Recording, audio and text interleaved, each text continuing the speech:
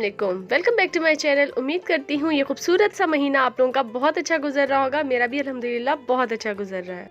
यहाँ हमारा सहरी का टाइम हो रहा है और मैंने जल्दी से आके सहरी बनाना स्टार्ट कर दी। इससे पहले कि अम्मी आ जाए हमेशा की तरह वोट के बनाए, तो मैंने सोचा नहीं, आज अम्मी नहीं उठेंगी, आज मैं खुद ही उठूँगी।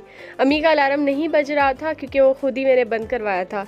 अब यहाँ पे 3:45 का टाइम हो रहा था, तो मैंने कहा जल्दी से बस अपने पराठे वगैरह बनाना स्टार्ट करूँ। ये चाय थी, चाय हमेशा गिरना शुरू हो जाती है, आज भी ये गिरते बची। शुक्र है मैंने देख लिया और मैंने चूल्हा बंद कर दिया। फिर हमने सहरी की। सहरी करने के बाद जब मैं बाहर आई तो मुझे इतनी अच्छी ठंडक लग रही थी बाहर। मैं काफ़ी देर यहीं पे खड़ी रही। फिर मैंने वज़ू किया, नमाज़ पढ़ी। नमाज़ पढ़ने के बाद मैं सिपारा पढ़ने लगी।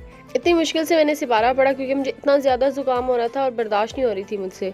सिपारा पढ़ने के बाद देखा तो सूरज निकल चुका था, लेकिन ठंडक बहुत थी और बहुत अच्छा लग रहा था बाहर, और मौसम भी काफ़ी अच्छा लग रहा था यहाँ पर मुझे। मैं अंदर आई। अंदर आने के बाद फिर मुझे याद आया मैंने पाँव पे वैसलीन लगानी है क्योंकि बहुत ज़्यादा यहाँ पे ड्राइनेस है और पाँव बहुत फटते हैं। मैं जब से आई हूँ ना, मैंने इसे यूज़ करना शुरू किया क्योंकि लोशन का काम नहीं है, वैसलीन से ही पाँव ठीक रहते हैं, अदरवाइज़ आपके हाथ पाँव फटना स्टार्ट हो जाते हैं।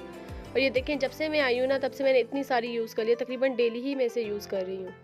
फिर उसके बाद जाके मैं सो गई। सोने के बाद जब दोपहर को उठी, जोहर पड़ी, फिर अर्श के नहाने का टाइम हो गया था। मैंने इसकी सारी चीज़ें निकाल के रखी, इसे नहला के आई और इसे तैयार कर दिया। यहाँ ये तैयार होके बैठ गया है। इसका ना जब से तबीयत ख़राब हुई है ना, 3-4 दिन से इसका मूड शदीद ही ख़राब रहता है। और ये देखिए इसने कितना भी खेरा कर रखा है कमरे में, और मुझे समझ नहीं आती कहाँ से समेटूँ कहाँ से ना समेटूँ। फिर मैंने जल्दी से सारी चीज़ें यहाँ से समेटी और ये देखिए ऊपर से नीचे तक सारा का सारा कचरा फैला हुआ है। अर्श को मैंने इसके बाबा को पकड़ाया और उसके बाद ये देखिए मैंने चुटकी बजाते ही कमरे को साफ़ कर दिया। खैर चुटकी में नहीं हुआ था, मुझे टाइम लगा था। हमेशा की तरह बस मेरा ये होता है कि कमरा साफ़ सुथरा रहे क्योंकि मुझे बहुत ज़्यादा इरिटेशन होना शुरू हो जाती है। कमरा सेट करके फिर मैंने अर्श के लिए पानी बॉयल करने के लिए रखा। उसकी तबीयत ठीक नहीं है, वॉमिट आ रही थी उसे, तो मैं इसे बॉयल पानी देती हूँ और निमकोल उसमें डाल देती हूँ। अर्श का पानी बॉयल करने के बाद मैंने फिर निकाला और सेम देगची में ही आलू बॉयल करने के लिए रख दिए। मेरा ना दही बड़े खाने का बहुत मूड हो रहा था। साथ ही मैंने अर्श की खिचड़ी भी चढ़ा दी। ये इस तरह की खिचड़ी ना बड़े शौक से खा लेता है। ऑयल में थोड़ा सा ज़ीरा, दालचीनी, काली मिर्चें, 2-3 लौंग और थोड़ी सी हल्दी और नमक डाल के ना मैं इसे थोड़ा सा सौते कर लेती हूँ। फिर साथ ही इसके बाद मैं इसमें पानी डाल के और चावल और दाल डाल देती हूँ जो मैंने पहले से भिगो के रखी हुई होती है।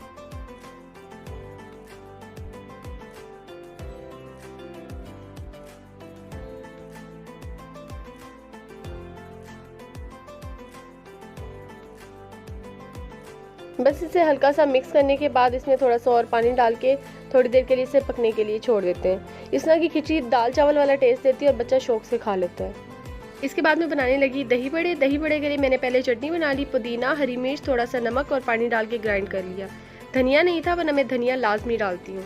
फिर मैंने बाउल में दही डाला। दही डालने के बाद मैंने फिर उसके अंदर पानी डाल दिया क्योंकि दही काफ़ी ज़्यादा थिक थी। थिक होने की वजह से फिर अगर बूंदियाँ जाएंगी तो वो और ज़्यादा थिक हो जाएगा, इसलिए मैं इसे थोड़ा सा रनी रखती हूँ ताकि जब मैं इसमें बूंदियाँ डालूँ तो बूंदियाँ जब पानी जस्ट करें तो एक बिल्कुल परफेक्ट टेक्सचर हो जाए इसका। अगर ऐसे में बूंदियाँ डाल देती तो ऑलरेडी दही थिक थी, और ज़्यादा थिक होके ना अजीब सा बन जाता है, फिर खाना मुश्किल हो जाता है। वो दही बड़े कम लग रहे होते हैं और पता नहीं क्या लग रहा होता है अजीब सा। दही को मैंने मिक्स किया, फिर उसके अंदर वो जो चटनी मैंने बनाई थी वो डाल दी। चटनी में भी मैंने थोड़ा सा पानी रखा था ताकि थोड़ा सा और रनी हो जाए, क्योंकि रनी रनी जब होता है ना तो बहुत अच्छा लग रहा होता है। फिर मैंने इसके अंदर डाला चाट मसाला। ज़्यादा मसाले नहीं जाते, बस ये चाट मसाला डालूंगी। और ये मैंने लिया ज़ीरा। ज़ीरे को हल्का सा मैंने भून लिया तवे पे। भूनने के बाद मैंने इसे दरदरा कर लिया। दरदरा मीन छोटे छोटे टुकड़ों में कर दिया, बहुत ज़्यादा फाइन आपने पेस्ट नहीं बनानी इसकी। बस ये देखें, ये इस फॉर्म में होना चाहिए। उसके बाद उसको भी दही में डाल देना है, फिर इसे अच्छी तरह मिक्स करके एक साइड पे रख देना है। और यहाँ ये दही बड़े की चटनी बिल्कुल तैयार हो चुकी है। ये बना के मैंने एक साइड पे रख दी। यहाँ आलू बिल्कुल डन हो चुके थे, मैंने इसका भी चूल्हा बंद किया और साथ ही खिचड़ी भी बिल्कुल तैयार थी। इसको मैं थोड़ा सा लिक्विडी फॉर्म में रखती हूँ और शौक से खा लेता है, क्योंकि अगर थोड़ा सा थिक होता है ना वो खाता नहीं है, पता नहीं क्यों वो छोड़ देता है। और साथ ही दही बड़े का ये सारा मिक्सचर भी तैयार था, जिसमें चने थे, आलू, हरी मिर्चें और साथ ही बूंदियाँ भी मैंने भिगो के पहले ही रख दी थी। प्याज नहीं थे, वो मैंने बाद में मंगवा के इसके अंदर डाले। फिर मैंने ये सारी चीज़ें इसके अंदर डाल दी। तो साथ ही शरबत के लिए तुख मलंगा भी डाल के मैंने पानी के अंदर रख दिया ताकि ये थोड़ा सा फूल जाए, और शरबत भी डाल दिया इसी के अंदर। और फिर उसके बाद मैं बना रही थी टैंक। ये वाला आज मैं बना रही थी, जिसमें ये नींबू पानी की तरह का ये फ्लेवर, लेमन और ब्लैक पेपर वाला। ये बहुत मज़े का है, बहुत रिफ्रेशिंग है। ये आज मैं बना रही थी क्योंकि 2 होते हैं तो डिफरेंट मैं बनाती रहती हूँ। मैं किचन में काम कर रही थी, मुझे अचानक से अपने बेटे की आवाज़ आई और देखा तो ये बाहर खड़ा था। अर्श अंदर चलो, अंदर चलो।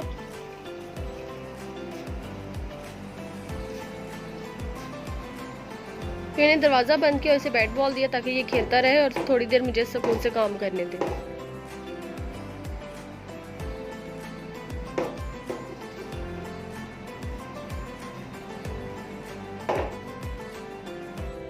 इसके बाद मैं बनाने लगी थी पकोड़ों का मिक्सचर, तो मैंने सोचा आपके साथ आज अपनी रेसिपी भी शेयर कर लेती हूँ।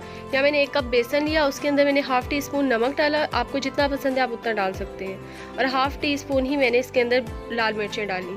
फिर उसके बाद साथ मैंने इसमें ज़ीरा डाल दिया, ये भी मैंने हाफ़ टी स्पून, तकरीबन सारी चीज़ें मैंने हाफ़ टी स्पून ही डाली, आप अपने टेस्ट के अकॉर्डिंग डाल सकते हैं। उसके बाद फिर मैंने डाला इसके अंदर धनिया का फ्लेवर बहुत अच्छा मुझे लगता है, और साथ ही 1/4 टीस्पून मैंने अजवाइन डाल दी। अजवाइन से बहुत अच्छा फ्लेवर आ जाता है पकोड़ों का, और वो जो बादीपन होता है वो भी नहीं होता। और उसके बाद मैंने half tea spoon chaat masala डाला है। चाट मसाला डालने के बाद ये मेरा सीक्रेट इंग्रेडिएंट है, ये बहुत मज़े का फ्लेवर देता है पकोड़ों में, ये है चिकन पाउडर। ये लाजमी डाल के आप ट्राई करिएगा, आपको बहुत अच्छा लगेगा। फिर उसके बाद मैंने 1/4 टीस्पून बेकिंग सोडा डाल दिया और साथ ही दही डाल दी। दही डालने से पकोड़े बहुत सॉफ्ट बनते हैं, कभी ट्राई करके देखिएगा, आपको खुद ही अंदाज़ा हो जाएगा कितने सॉफ्ट बनते हैं। और साथ ही मैंने पकोड़ों के लिए आलू भी काट के रख दिए, क्योंकि मैं सिंपल आलू वाले ही पकोड़े बनाने लगी थी। फिर उसके बाद वही डेली की तरह मैं फ्रूट चाट बनाने लगी। केले ख़त्म थे, मेरे हस्बैंड लेने के लिए गए हुए थे, फिर मैंने उनसे प्याज और धनिया भी मंगवा लिया क्योंकि वो भी ख़त्म हो रहा था। मान आने के बाद फिर मैंने प्याज कट किए और धनिया भी ये दही बड़े के ऊपर डाली, इमली की चटनी डाली, और ये दही बड़े बिल्कुल डन हो गए। उसके बाद मैं बाहर आई तो देखा ये अम्मी ने हल्दी सूखने के लिए रखी हुई थी। हल्दी ये इस तरह की फॉर्म में होती है जैसे अदरक होती है ना, वो फिर लेके धो के छोटे टुकड़ों में काट के भी सूखने के लिए रख देती है। इसका जायका भी बहुत अच्छा होता है और इसका कलर भी बहुत अच्छा आता है सालन में। जब ये सूख जाती है तो हार्ड हो जाती है, और फिर उसके बाद आप ग्राइंड करके इसे यूज़ कर सकते हैं। इससे बना हुआ दूध भी बहुत फ़ायदेमंद होता है, जिसके जिस्म में दर्द है वो बिल्कुल ठीक हो जाता है। अगर आपको इसकी रेसिपी नहीं पता हल्दी दूध कैसे बनता है तो मेरे चैनल पे है, आप जाके उसे देख सकते हैं।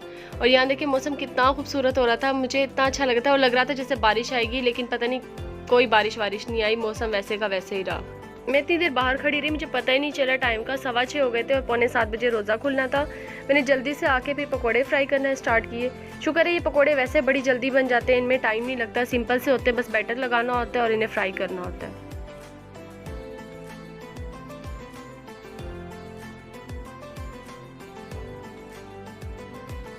शुक्र है सारा काम हो गया टाइम पे। उसके बाद यहाँ पे अफ्तारी भी लग गई और बस थोड़ी सी ही देर रहती थी अफ्तारी में। यहाँ हो गई अफ्तारी हम सबकी डन। उसके बाद हमने मगरिब की नमाज़ पढ़ी। नमाज़ पढ़ने के बाद सबने खाना खाया, मैंने नहीं खाया, मैंने दोबारा से वही फ्रूट चाट खाई, मेरा दिल नहीं कर रहा था।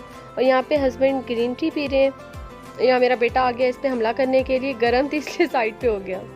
ये काफ़ी तंग कर रहा था, फिर अम्मी ने इसे अपने साथ बिठा के कार्टून दिखाए। मैं दूसरे कमरे में गई और ये देखिए इतना साफ पड़ा था, सुकून से मैंने जाके थोड़ी सी देर रेस्ट किया। मैंने कहा चलो अब थोड़ा सा दिमाग को फ्रेश करती हूँ क्योंकि काफ़ी थक चुकी थी मैं 10 मिनट ही बैठी होंगी, थोड़ी देर बाद ये आ गया वापस और ये देखें ये खेल रहा था लाइट के साथ।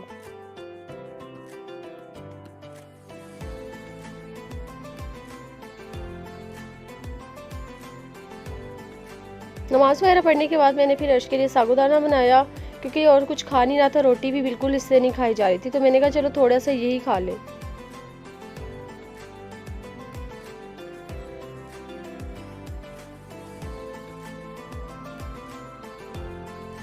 अर्श को खाना खिलाने के बाद इसे मैंने सुलाया और मुझे इतनी ज़्यादा भूख लगना स्टार्ट हो गई क्योंकि मैंने फ्रूट चाट खाई हुई थी। फ्रूट चाट खाने के बाद वैसे बहुत भूख लगती है। मैंने अपनी बहन से कहा कबाब बना के, और पता नहीं किस तरह बना के आई है। खैर मैंने ये खा तो लिए, लेकिन मुझे बिल्कुल भी मज़ा नहीं आया। यहाँ पे करने लगी हूँ मैं अपने व्लॉग का एंड। उम्मीद करती हूँ आपको मेरा व्लॉग अच्छा लगा होगा। अगर अच्छा लगा तो प्लीज़ सब्सक्राइब और लाइक लाजमी कर दिया करें और कमेंट भी लाजमी किया करें। मिलते हैं न्यू व्लॉग में, तब तक के लिए अल्लाह हाफिज़। अपना बहुत सारा ख्याल रखिएगा और मुझे दुआ में याद रखिएगा।